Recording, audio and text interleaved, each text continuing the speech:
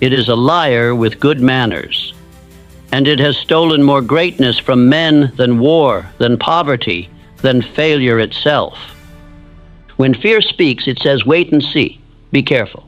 Think it through a little more. Get a second opinion. And what do these words do? They buy time for doubt to grow. They install hesitation into your spiritual reflexes. They corrode the decisiveness you were born to wield. I have seen brilliant men lose decades to this voice. They had the idea. They had the vision. They had the calling. But they obeyed the voice of not yet. And in so doing, they lost the fire that was meant to ignite their legacy. You must understand, fear does not need to defeat you. It simply needs you to delay. Every moment you hesitate, it strengthens its grip. Delay is not neutral. It is obedience to the wrong kingdom. And if you obey fear, even dressed as wisdom, you betray the command placed inside you by God Himself. Consider John D. Rockefeller, a man whose financial moves were once called madness. He was told he was too bold, too aggressive, too unorthodox. His critics masked their cowardice as financial advice, but Rockefeller did not entertain them. He had trained his instinct not to bow to voices of fear. He acted not because others approved, but because his internal compass demanded it. Look also to Thomas Edison. The man who brought us electric light was called a fool by nearly every reputable scientist of his time. His experiments were mocked. His failures were cataloged and published. The world said, "Be sensible. Stop wasting time." But he did not serve the world. He served vision. He obeyed the whisper of purpose, not the scream of criticism. What separated these men from the average? It was not genius. It was not access. It was that they refused to be polite toward fear. They treated hesitation as an enemy. And they never allowed delay to disguise itself as wisdom. This must become your creed. If the voice speaking does not come from conviction, it is not your counselor. If the thought in your mind says pause, you must ask it. Are you fear or are you faith? And if you detect fear, you must respond, not with argument, but with motion. You do not negotiate with fear. You override it. Let me give you an image. Imagine that fear is a well-dressed advisor who sits beside your throne. He speaks in calm tones. He always sounds concerned for your well-being, but every suggestion he gives ends with you doing less, not more. With you shrinking, not expanding, with you delaying, not deciding, and if you continue to heed him, you will find yourself sitting on a throne of potential with no kingdom in sight. You must remove this advisor. Today, fire him, replace him with a voice that says, act, begin, obey. Not recklessly, but faithfully, because faith is not rash, it is responsive. It does not ask for perfect conditions. It simply says, if this is what I am called to do, I begin now. Let us now declare aloud, not as suggestion, but as command. These affirmations must not be whispered. They must be pronounced with power. You must speak them not as the man you are, but as the man you are reclaiming. I do not speak with fear. I act now, not later. I do not delay. I decide. I am the type of man who hears doubt and moves anyway. Fear no longer commands me. I am led by vision. These are not simply positive thoughts. These are spiritual artillery. Each one, when spoken with emotion, penetrates the subconscious and trains the deeper man to stand when fear demands kneeling. Every time you say them, you are not hoping. They are not wishes. They are blueprints. Spoken into your inner world, they shape behavior without you realizing it, until one day fear will speak and your body will not obey. Your soul will rise. Your motion will begin. And the man God intended you to be will walk into his work without apology. It is a tragic misunderstanding of spiritual truth to believe that God blesses a man merely because he asks. Heaven is not in the business of handing over crowns to men who have not built the neck to carry the weight. The truth is more stern than sentimental. God will not entrust greatness to the man who has not prepared to steward it. The throne is not empty. It is guarded by responsibility. and only those who bear its burden with honor may sit upon it. Every purpose, every blessing, every increase comes wrapped in responsibility. A man may ask for wealth, but what he truly receives is a schedule to master. A man may pray for influence, but what he is granted is scrutiny, obligation, and long nights of decision. Power is not for the man who seeks applause. It is for the man who has tamed his appetites and mastered his motion. The world celebrates the outcome, the fortune, the fame, the building erected under one name. But I tell you now, God watches the handling. He watches what you do when no one notices, how you speak to your own time, how you command your energy, how you protect your soul from distraction. This is the forge of the king. Before the crown rests on your head, it must first be built into your habits. Look to Henry Ford. He did not merely build machines, he built systems. He understood that no amount of invention would matter if chaos ruled his operations. He brought structure where others brought sparks. His capacity to manage multiplied his reward. God trusted Ford with influence because Ford had first learned to govern himself. He did not work in reaction. He worked by ritual. Or consider Andrew Carnegie. When his fortune grew, he did not hoard it. He built structures to give it away. Institutions, libraries, scholarships, foundations, systems of stewardship. He understood that a blessing kept for oneself shrinks, but a blessing managed with vision multiplies across generations.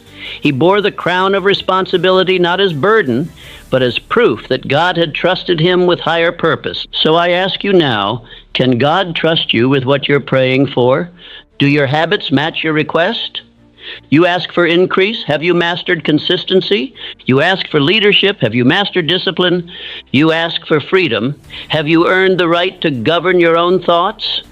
If you are to become the man God meant you to be, then your life must begin to mirror order, not perfection, but order. You must show heaven that you are not just inspired, you are aligned. And this alignment does not begin with others. It begins with your stewardship of the three holy currencies: time, energy, emotion. How do you treat your time? Is it flung away on meaningless distractions or scheduled with intention? How do you spend your energy?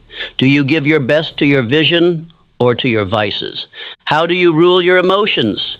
Are you tossed by the opinions of others or anchored in the identity heaven gave you? If you are ruled by your feelings, you are not yet ready to rule over anything else. A man of purpose must be a man of governance.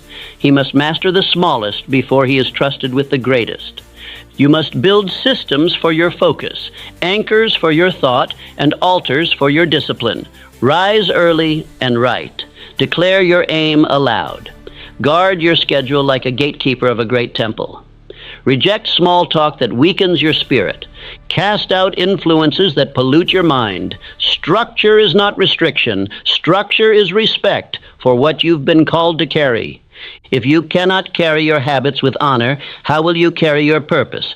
And now, as we have trained the mind, let us train the inner voice. The voice that does not simply repeat thoughts, but programs them into motion. Repeat these not as suggestion, but as decree. Not as hope, but as identity. Say them aloud, with clarity, with emotion, until your bones believe them. I am the man God trusts with influence. My responsibility is proof of my readiness. I do not run from the weight. I was built to carry it. My habits reveal my identity. I govern myself, therefore I am trusted to govern more. Let these affirmations settle deep. Let them become your creed. Speak them daily until your subconscious obeys them as law. And remember, the blessing you seek will not come before the capacity is proven. The throne does not find the man becomes the throne, and then the crown is placed. There is a lie that has paralyzed millions of men. A lie so soft, so reasonable, it is rarely called what it truly is: disobedience. It sounds like wisdom. It dresses like caution. It whispers phrases like, wait until it's clear, wait for the right time, wait until you feel ready. But know this, and know it well. Obedience delayed is still disobedience. Faith is not belief in comfort. Faith is movement in absence of evidence. Faith is the invisible footstep planted when nothing in your world affirms your direction except the whisper within you, the whisper of God, the whisper of destiny, the whisper that says, "Go now." Do you believe? Then why are you still standing still? You say you are a man of purpose, and yet you delay. You say you have vision, and yet your calendar is ruled by hesitation. The men who became kings in history's pages were not men who waited for the conditions to be perfect. They were men who moved first and let their faith be confirmed by the fire they walked through.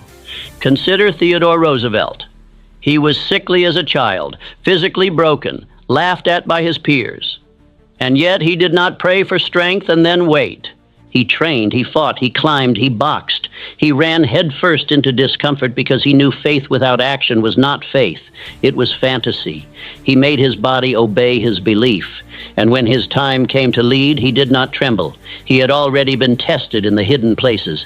And what of Abraham Lincoln, a man mocked, beaten by defeat, politically outcast for years? Yet he did not wait for popular opinion.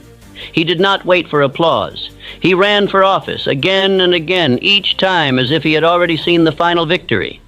His failures were many, but his obedience did not stagger.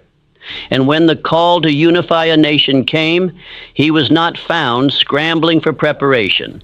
He was ready because his faith had moved daily before the world ever said yes. You must understand this. Heaven does not reward hesitation. Heaven responds to faith in motion. Many men wait because they believe that acting without proof is foolish. But I say to you, the opposite is true. The most foolish man of all is he who has received a divine instruction and then asked for more signs. You have already heard the whisper. You already know what to build, what to write, what to speak, what to leave, what to walk toward. But your feet disobey what your spirit knows. That is not humility. That is rebellion. Your purpose is not buried. It is suspended, waiting for your obedience to pull it into motion. When you act as if it is already done, you are not pretending. You are aligning. You are demonstrating faith, and heaven never ignores faith. There is a principle so misunderstood that most dismiss it. It is this: act now as the man who already possesses what he seeks. That is not delusion. That is decision. You want to be the man of influence? Begin walking as though your schedule is sacred. You desire to lead others? Begin speaking with the tone of a man who leads his own thoughts. You dream of building something timeless? Then act daily as the man who would be entrusted with such a task. You will not become him one day. You train him today. Faith is not a wish. It is a war cry. It is not gentle. It does not apologize. It does not knock. It kicks down the door of doubt and steps through with fire in its step. And now I ask you, not for an answer, but for obedience. What have you been waiting to do? Do it. What vision have you doubted because no one applauded it? Build it. What commitment have you delayed until things settle down? Declare it. This is not tomorrow's work. This is the man's moment. Faith delayed is purpose denied. Now let us speak the words that train the spirit, the mind, and the body to obey. Repeat after me, aloud, with certainty, not for volume, but for vibration. I do not wait. I walk. Faith is my daily action, not my wish. I am the man who moves before the world understands.